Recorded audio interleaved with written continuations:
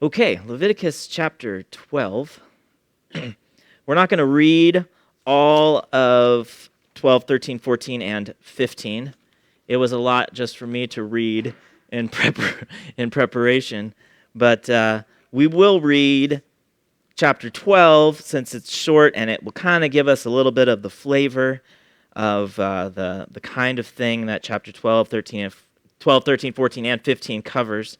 And this is all having to do with ceremonial uncleanness related to clean and unclean bodily conditions, things that happen to you or to your garments or to your house, like if you get mold and mildew. And we'll talk about that in just a minute. So these are all issues related to ceremonial uncleanness. And chapter 12 has to do with ceremonial uncleanness related to childbirth. And it kind of gives us sort of a color for all the chapters we're covering today.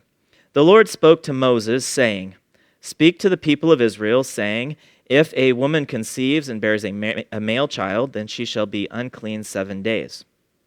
As at the time of her menstruation, she shall be unclean. And on the 8th day, the flesh of his foreskin shall be circumcised. Then she shall continue for 33 days in the blood of her purifying. She shall not touch anything holy, nor come into the sanctuary until the days of her purifying are completed. But if she bears a female child, then she shall be unclean 2 weeks, as in her menstruation, and she shall continue in the blood of her purifying for 66 days. And when the days of her purifying are completed, whether for a son or for a daughter, she shall bring to the priest at the entrance of the tent of meeting a lamb, a year old for a burnt offering, and a pigeon or a turtle dove for a sin offering, and he shall offer it before the Lord and make atonement for her. Then she shall be clean from the flow of her blood. This is the law for her who bears a child, either male or female. And if she cannot afford a lamb, then she shall take 2 turtle doves or 2 pigeons, one for a burnt offering and the other for a sin offering, and the priest shall make atonement for her, and she shall be clean." So chapter 12 is about childbirth. Chapter 13 is about leprosy, various skin diseases. 14 talks about what happens when someone is cleansed from leprosy and a skin disease and how they are purified from that.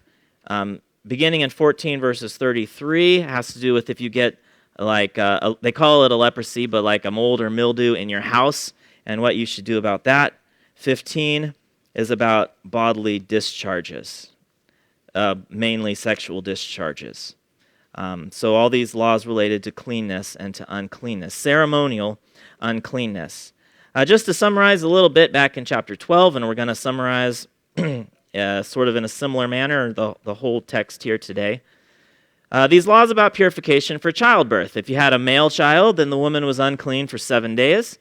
On the 8th day, the male child would have been circumcised, and then followed 33 days of purification. So for a total of 40 days for a male child. The circumcision, from what I understand, was not a purifying ritual.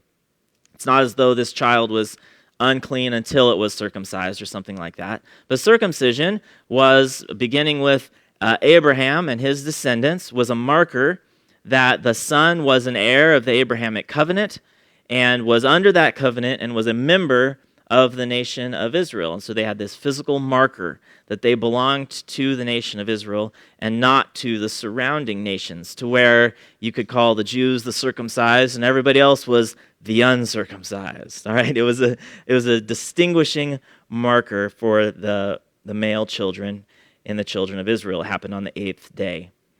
If there was a female child, then the woman was to be unclean for 2 weeks, and then there was 66 days of purifying after that for a total of 80. And so it seems like the first 7 days for the male and the first 2 weeks for the female child were the times when the woman would have been considered like contagiously unclean. The things she sat on or people who touched her would have been unclean by virtue of her uncleanness. But then the more extended period afterward, the 33 days for the male, 66 for the female, were a time when she she would have been a time of purification, but she wouldn't have been ceremonially unclean the same as she was for the first 7 days. And that's even revealed by the fact that she didn't bring her sacrifice to the altar until the days of her purifying were completely done, whether it be the 40 or the 80 days for the male or for the female child. Why do you think, and this relates to some things that we've talked about last week mainly, but also just in Leviticus in general, why do you think that childbirth required purification?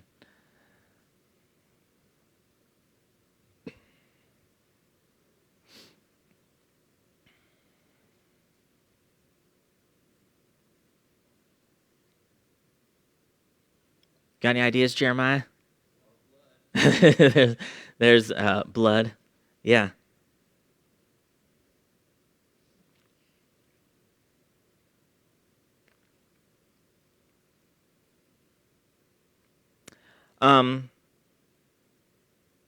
With that, I think that's 100% relevant. But if you think about the laws in general, ceremonial uncleanness, it's not as just you could grab your Clorox wipes, clean up the existing mess, and go, boom, you're clean. You became ceremonially unclean for a extended period of time, 14 days, and then really up to 80 days afterwards. And so why would that be? And I think it has a lot to do with ideas like we talked about last week, where it's not sin to give birth to a child, obviously, or to have these sort of bodily discharges, even the things we'll talk about in later chapters here. It's not sin to have those sort of things happen, but it symbolically is proximate to sin. It's dirty, and so it takes a purifying uncleanness. Or a child, to have a child is symbolically associated, or I should put it this way, the pain of childbirth is symbolically associated with the curse itself and thus with sin. So it's not like a child is sinful, but there's these things connected with it that are like proximity to sin, and God's so holy that even that ceremonial uncleanness would require that a person not approach the tabernacle and the sacrifice until there had been a prolonged time of purification. We don't really know why uncleanness was twice as long for girls as it was for boys. That's sort of a strange to us. The commentators made some various proposals, and even most of them were not dogmatic. They were like, well, maybe, and I can appreciate that, because that's all I'm going to say today is maybe it was because of something. Some of the proposals were that when there was a baby girl born, that baby girl would eventually mature into a woman who would be ceremonially unclean every month by virtue of her monthly cycle. And so for a woman to produce another woman who would have that monthly ceremonial uncleanness meant that they would have a longer ceremonial unclean time at her birth, perhaps. Or it could be associated, too, with the reminder that women are cursed with pain in childbirth, again, under the curse in Genesis chapter 3, and that newborn baby girl would have that same curse of pain in childbirth, and so symbolically, the cleansing period took longer. We don't really know why, but for some reason, God chose to have the female child instigate a longer time of ceremonial uncleanness. We know that Jesus' mother, Mary, went through exactly these sort of rituals in the Gospels. Flip over to Luke chapter 2. If nothing else, this reinforces for us that this ceremonial uncleanness is not because it's an offense or a sin to have a child, or that a child is somehow a nasty little creature that you would have to be unclean. This is Jesus, okay? When he was born, his mother went through the same sort of routine that the law would have required. So Luke chapter 2, beginning in verse 21, at the end of 8 days, when he was circumcised, so there's that for Jesus, he was called Jesus, the name given by the angel before he was conceived in the womb. And when the time came for their purification, according to the law of Moses, they brought him up to Jerusalem to present him to the Lord. As it is written in the law of the Lord, every male who first opens the womb shall be called holy to the Lord. That's instruction from from Exodus that we haven't actually covered in Leviticus because it came earlier in Exodus. And to offer a sacrifice according to what is said in the law of the Lord, a pair of turtle doves or 2 young pigeons, which is just what we read here in Leviticus chapter 12 for the end of the woman's purification ritual. And we would see, too, that this means that Mary fell into that category of the person who couldn't afford a lamb, and thus she brought the 2 turtle doves for her purification sacrifice. There you go. To bring a sacrifice, a pair of turtle doves and 2 young pigeons. So that was what was required in the law of Moses, and so Mary went through it. So again, it was a ceremonial uncleanness. It doesn't mean that the woman is despised or that she's an untouchable, like in a caste system, that just by virtue of her womanhood she's despised or untouchable. Rather, there had been blood and other contaminations that rendered her unclean for a period of time up to 80 days. On into chapter 13. 13 is cleansing from skin diseases and leprosy. And here we have this interesting idea that the priesthood gets really involved not in diagnosing cures for diseases. It's not as though the priest was the doctor, but the priest was the one who was responsible for looking at a skin disease or a mildew in your house or whatever it may be and going, oh, it meets these criteria from God's law. It has white hairs, or it's pussy, or it's below the skin, or whatever God lists out in here, all these different requirements. That makes you unclean because it's a leprosy. Or, ooh, it looks like this. Wait 7 days and come back and we'll see if it grew or if it has changed characteristics. Or, oh, it's showing signs of healing up. You can be clean now. That the priesthood was involved in examining and pronouncing whether a person or an item like a garment or a house was clean and unclean, and it was the priesthood who prescribed whether or not they should consider longer, 7 days usually, to see whether they would be clean or unclean. So there were rules about whether a skin disease, a leprosy, was flush or if it was below the skin. There were rules about the color of hair in the sore spot, whether it grew larger or not, if it had spots, various things like that. And if you have the time to read chapter 13, you would read all of that. It talks a lot about leprosy. It uses the same terms in talking about some sort of blemish in a garment, like a leprous spot in your garment. Same thing in your house, a leprous spot in your house. And so that tells us that the category for leprosy here in Leviticus is broader than what we call Hansen's disease nowadays, or the leprosy that Jesus would heal. When he healed the leper, a leper had a specific kind of skin disease. Here in Leviticus, it's a broader category of thing than just Hansen's disease, leprosy, that we call it. And it was sort of a broad term for these serious skin outbreaks and for sores that a person might get, and they were to have the priest consider it and see if it made them clean or unclean. Verse number 40, if a man's hair falls out from his head, he is bald, he is clean. That's good news for a lot of us. That baldness didn't render you unclean, but it goes on to talk about how a priest would observe if there was any kind of disease on the bald part of your head, then that might need to be considered as a leprous disease. And then you come to verse number 45, and we'll camp right here for just a minute. Here's how the leprous person should dress or behave or live. So if they had a skin disease that met the criteria for making them unclean, then here's how they went about life. The leprous person who has the disease shall wear torn clothes and let the hair of his head hang loose, and he shall cover his upper lip and cry out, "Unclean, unclean." He shall remain unclean as long as he has the disease. He is unclean. He shall live alone.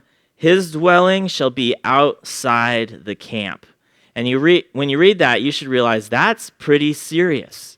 Because what have we been talking about from the very beginning? The proximity to God is in the tabernacle inside, and they camp around the presence of God, and they can be his people. And to be outside is in the wilderness. And it's symbolic of being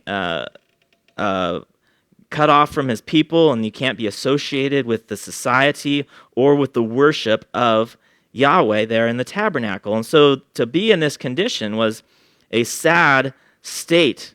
The person was wearing torn clothes and their hair hanging loose, which typically in Scripture would mean they're in mourning, specifically mourning as though someone has died.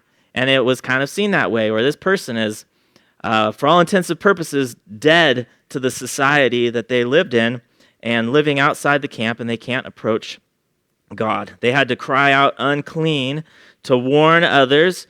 If it was a contagious disease, that would have the practical effect of not spreading the disease. But even if it wasn't contagious, to touch an unclean person would contaminate yourself and make you ceremonially unclean for a time. So they cried out, unclean, unclean, to keep people from approaching them. Verses 47 and onward, the very next verses, starts to talk about if you had leprous diseases in your garments. So if you had some sort of, I don't know, for lack of a better word, like mold or something in your garment, that the priest was supposed to consider the nature of the disease that was in your garment. And some garments, they were burned if it met those criteria. Some of them needed to be washed. Some of them had to be torn out, the damaged part, and then it could be patched, depending on the criteria for the garment. But whatever the case, this was a serious thing to deal with these diseases of the skin and diseases that might get into your garments. And it created ceremonial uncleanness, and you would not want to approach somebody else who was ceremonially unclean. But again, to make the jump to Jesus, skip over to Luke chapter 5. Where in Leviticus you have someone who is dead to the world because of their leprosy, Jesus here, he approaches and is triumphant over leprosy. Luke chapter 5, beginning in verse number 12. While he was in one of the cities, there came a man full of leprosy. Full of leprosy sounds like he had a pretty severe case. And when he saw Jesus, he fell on his face and begged him, "Lord, if you will, you can make me clean." And Jesus stretched out his hand and touched him, saying, "I will, be clean." So Jesus touches him. Whoa. We'll come back to that in just a second. "I will, be clean." And immediately the leprosy left him, and he charged him to tell no one, but go and show yourself to the priest, and make an offering for your cleansing, as Moses commanded, for a proof to them.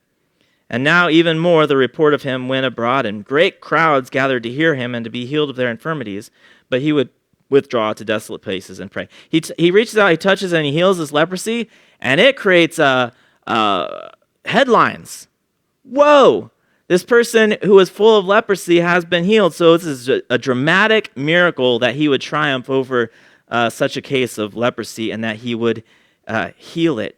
You see in the Lord approaching this leper and even in touching him, you see his compassion, but you should also think, wait, how can he do that? How can God approach uncleanness? Okay? Before, you were outside the camp because God's so holy, you can't go there. And not only is Jesus full of compassion to do this, but how would that even be possible for the God of the universe to come in contact with uncleanness? And what that reminds us is not that God has now lowered his standards of holiness. Oh, I'm not the holy, unapproachable God of the Old Testament anymore. It's not as though God is any different. But it's rather because Christ, in approaching to us, he became a man, so he's already stepped down into our existence. And in his life and in his sacrifice, he does what? Well, one of the things he did was he took on him our illnesses and bore our diseases. So he's a substitute for the sinner and the person who would be cast away in society, but Jesus is the one who draws them near. And we can see that compassion of his and that the fact that God has entered into the world to approach people who otherwise would have no right to come near to God. Yes, sir.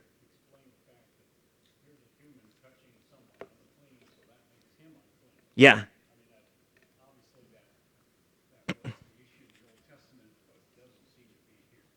Yeah. I don't know. Do you have thoughts about that?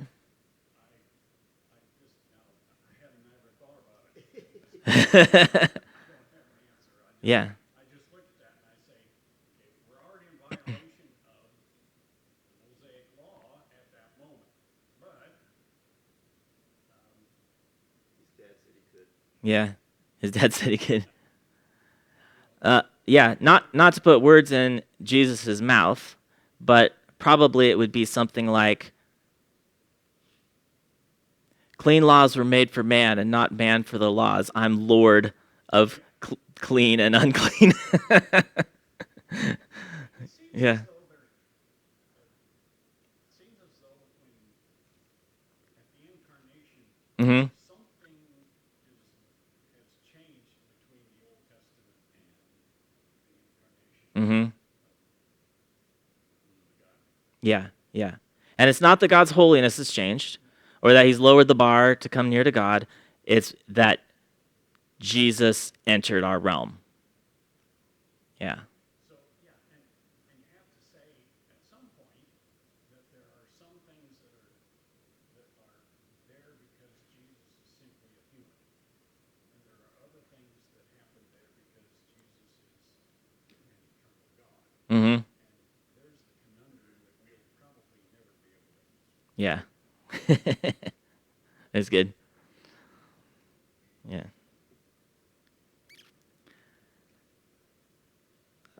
Yeah. It simply shows God is showing that God can simply touch the wicked, sinful human, Mm-hmm. bring salvation to them. Mm-hmm.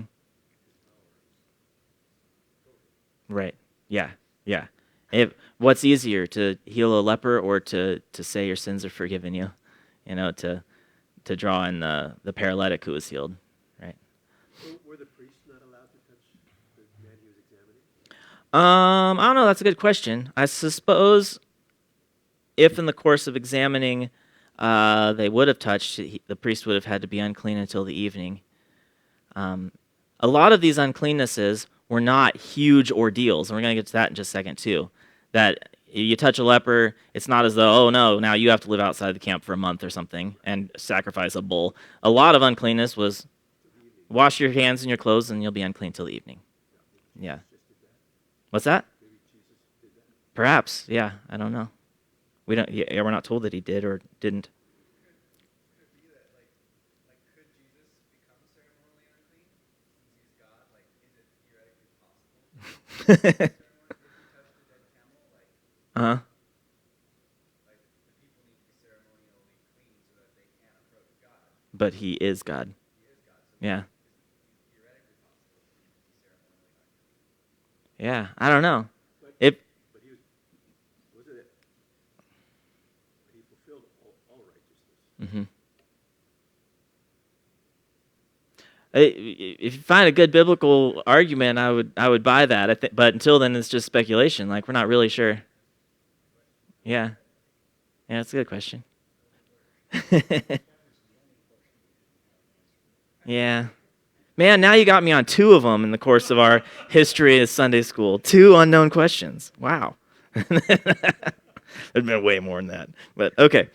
So Jesus, he closely associates with the unclean in order to heal and restore them. And that is something that's true. Like, Christianity historically and in terms of our personal calling is marked by a willingness to step over these sort of boundaries that you might naturally turn up your nose to, but you're not supposed to. You're supposed to step over them in order to love other people and help them in their physical needs if need be, and especially to call them to trust in Jesus Christ. So Jesus, he also, not only, but also sets an example for how we're supposed to behave toward other people in helping them with their needs and demonstrating love toward them. Back to Leviticus chapter 14.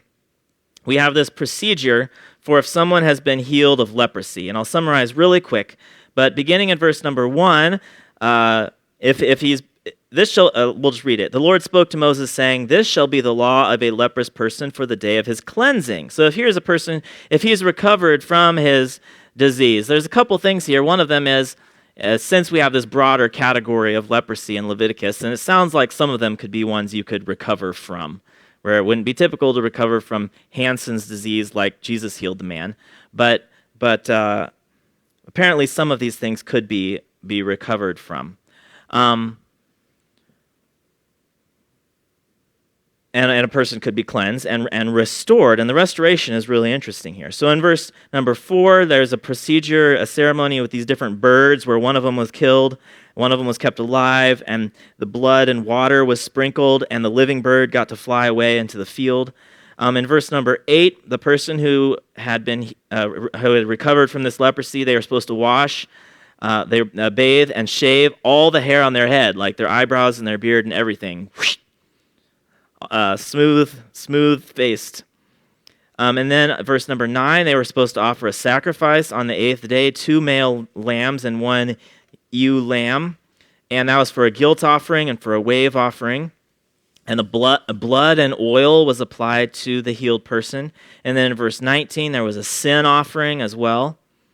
And in verse 21, the alternative is given for a person who is too poor to afford 2 male lambs and a ewe. So someone who's too poor could give 1 male lamb and a 10th ephah of flour and, again, 2 turtle doves or pigeons, which is a pretty common substitute.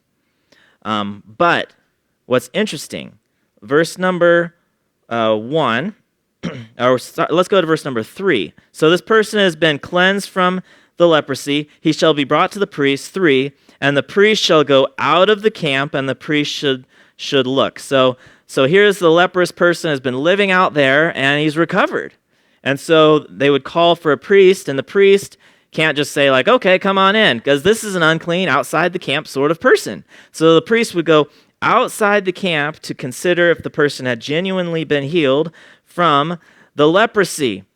And if he was, and after he went through this cleansing ritual with the birds, then look at verse number 8.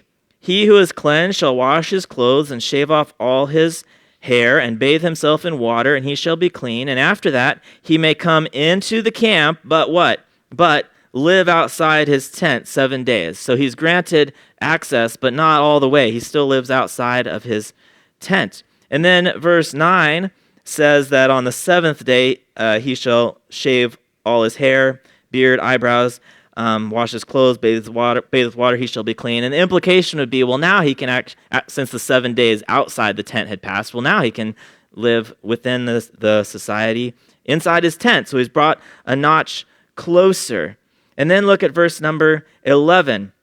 When he brings these sacrifices, the priest who cleanses him shall set the man who is to be cleansed and those things where? Before the Lord at the entrance of the tent of meeting. So it's pretty cool. This person who was an outcast outside the camp, associated with the wilderness and not associated with the people who could approach God in his presence, he is by increments through the provisions that God had given here, brought back into the camp to the point where here he has his sacrifice at the door of the tent of meeting again, totally restored and back in fellowship with God and back in his society again, totally cleansed from the leprosy that he had before. It's pretty cool how that restoration process brings him all the way back to being able to be within the presence of God again.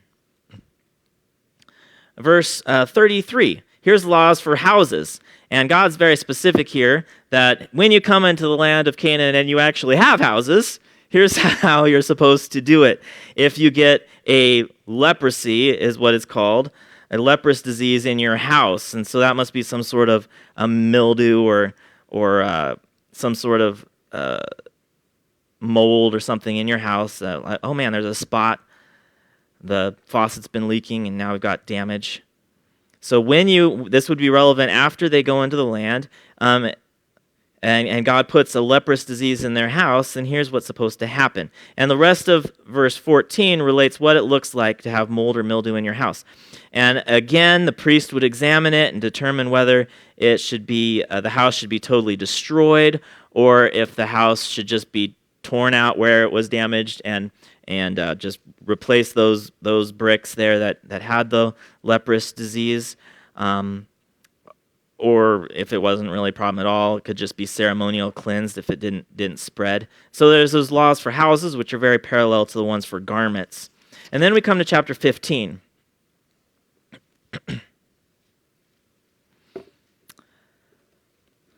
In 15, we have these laws for bodily discharges, and they mainly seem to be sexual discharges and discharges of blood. And it breaks it down into both male and female problems, and within both male and female problems, there were ones that were chronic and ones that were occasional. And so if a male had a chronic discharge, perhaps for some sort of genital disease or something like that, then he was to be unclean until he was healed and had recovered. And then there were 7 days of purification. He needed to bathe and wash his clothes. And then pigeons or turtle doves would be sacrificed for a sin offering and for a burnt offering. If a male had an occasional discharge, and that would include just normal sexual relations. So like in verse number 18, just regular sexual discharge and for anything else related to that, then the man would be unclean just until the evening. He was supposed to be bathed and be unclean until the evening. So that's one of those things that's not like, oh no, now I'm unclean for 30 days. It's an omission had made you ceremonially unclean, bathe, be unclean until the evening, and then you're clean again. There's similar sort of ones for a woman. A woman, when she had her periodic discharge, and that would be her menstruation, then she was unclean for 7 days during the process. But afterwards, it was just clean, and then you're good to go. So it's not as though you had to offer a bull every month for the normal cycle of life. It was 7 days to recover, and then wash, and you'll be clean. If a female had a chronic discharge, and that would be just something that was ongoing and not her normal cycle, then she was to be unclean until she healed, and then 7 days of purification. And then in those cases, she would bring 2 turtle doves or 2 pigeons for a sin offering and a burnt offering. For all of these chronic illnesses, when you had these discharges, there were regulations about the things you touched becoming unclean, and the things you sat on becoming unclean, and any people you were in contact with, you could contaminate and make them unclean. And so there were rules about that as well, particularly the chronic, ongoing sort of discharges. So this time, let's go to Mark chapter 5.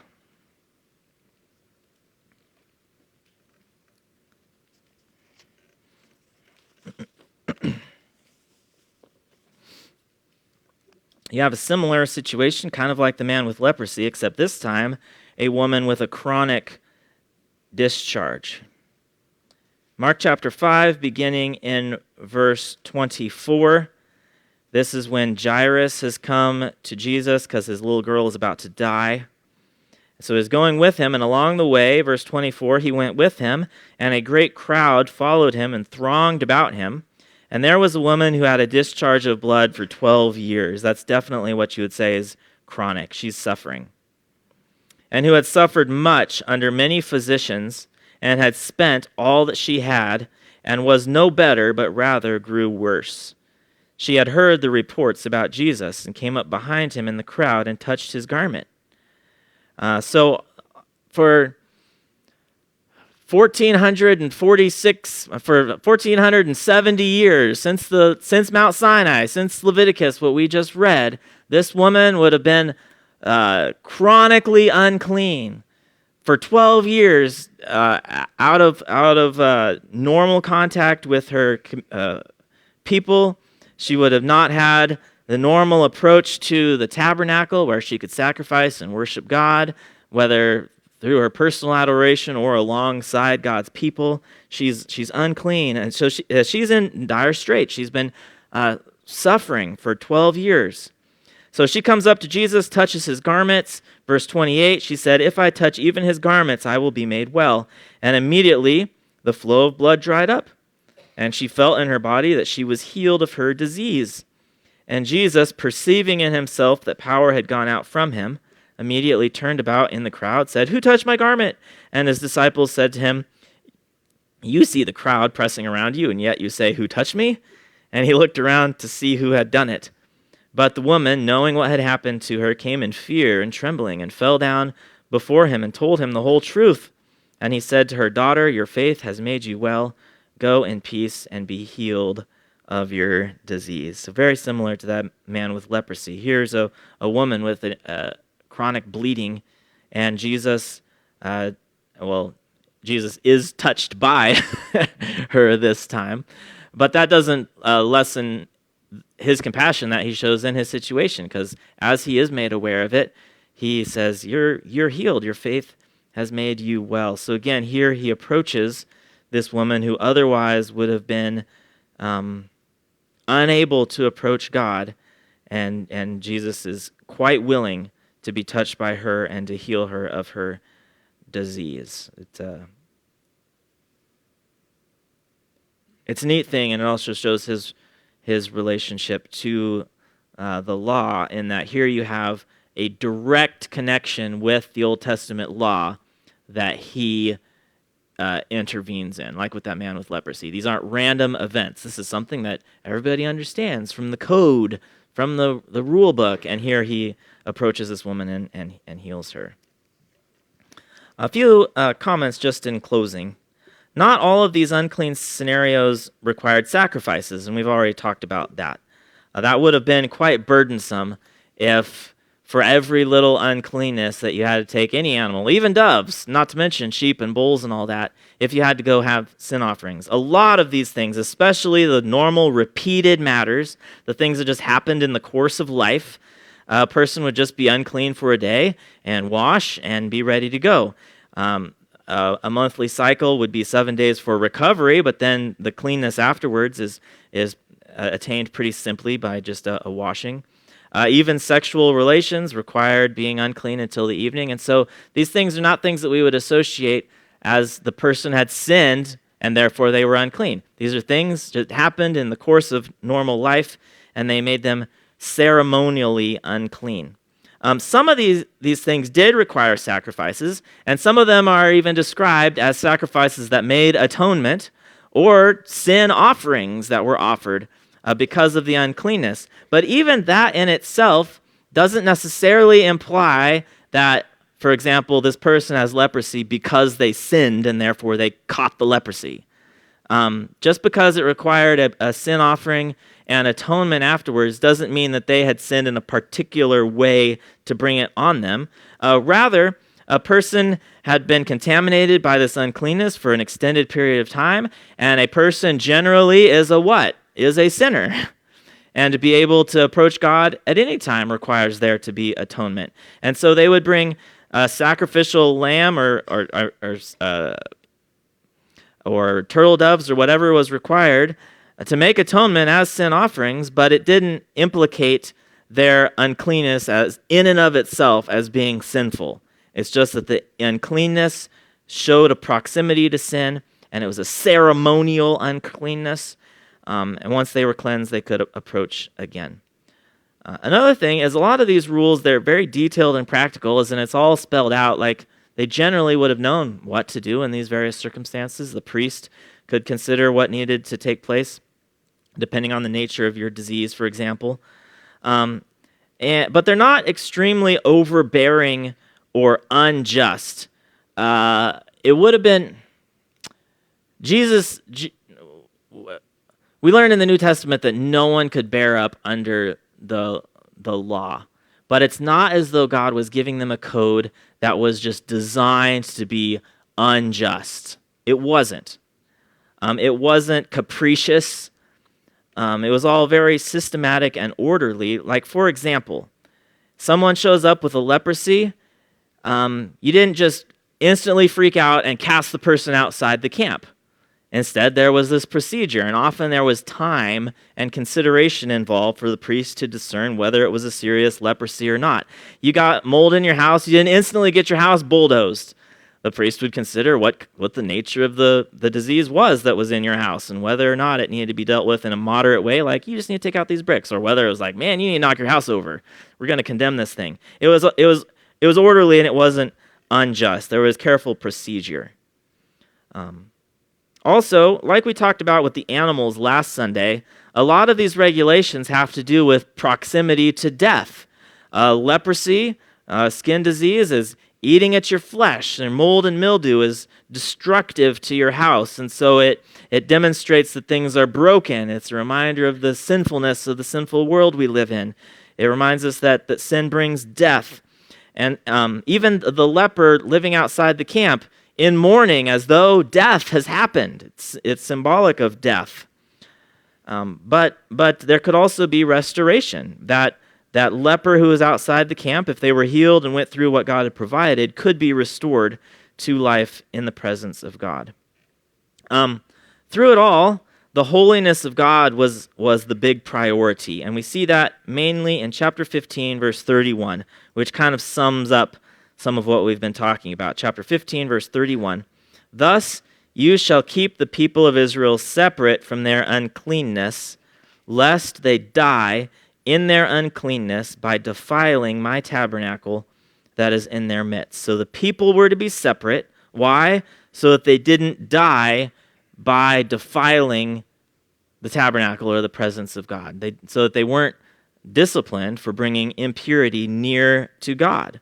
And so it preserved the life of the Hebrew people, because to violate God's tabernacle would have warranted death. And so he's, again, providing a way for God to dwell in the midst of his people during this time and fulfill what he had said, I will be their God and they will be my people. So all of this, even though it turns out to be a law that no human being can keep, even though it turns out to be a law that brings condemnation because we never meet the standard and thus points us toward our need of Christ, it also had a lot of provision.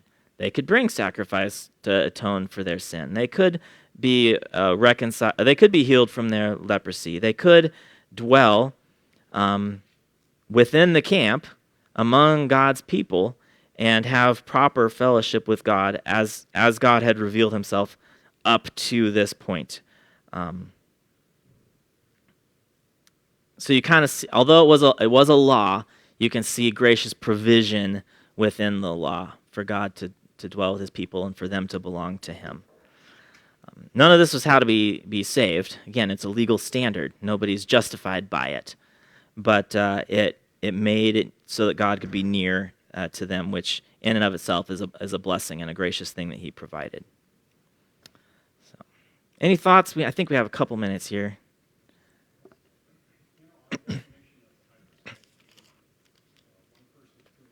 Uh-huh.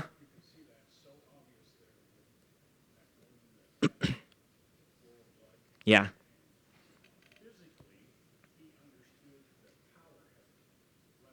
Mm-hmm.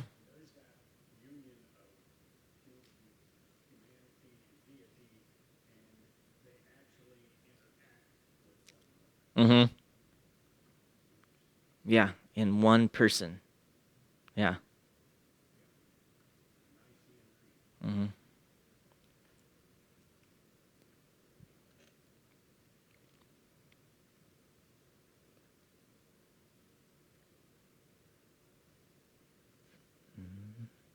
Any other thoughts as we close here this morning? All right. Jeremiah's always got thoughts. He's just not ready to say them yet. 1433 when they have houses. Yeah. It says if I put Yeah. a case of leprous disease in the house, Isn't that crazy? like he's actually like saying it's something he did to the house. Uh-huh. Now you have to go make it clean. Ceremonially clean again. Yeah. That's the only part that I could find in this immediate context. Because he doesn't specifically say, when I give you a case of leprosy. But with the house one, for some reason he says, when I give your house a leprous disease, and when I put on your house a leprous disease. Yeah, real interesting. But mold does not grow outside the realm of God's sovereignty and power, right? So we would take that to be true of everything that we just read, that it's under his sovereignty and power. Mm.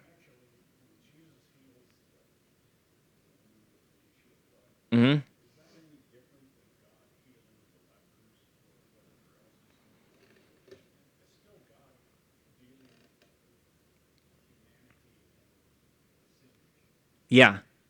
Yeah. Even if, okay, so a guy's outside the camp and has leprosy that they consider to be incurable, and he wakes up one day and, wow, it's getting better. God did it, right? If it was something that, the type of disease where they go, you need to put some healing salve on it, and after a while, maybe it'll get better, and that's what God provided, that's God doing it. And we still view it the same way. You can ask God to heal you and then take an aspirin. And you're not you're not contradicting, right? Yeah. We live in a world of sovereignty of God. Mhm. Mhm.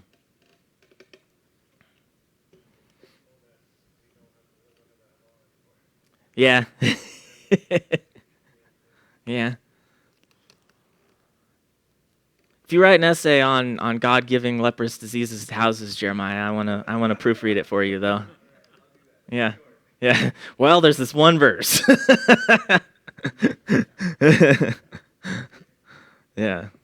I don't know, maybe there are related things that would touch on it, but yeah.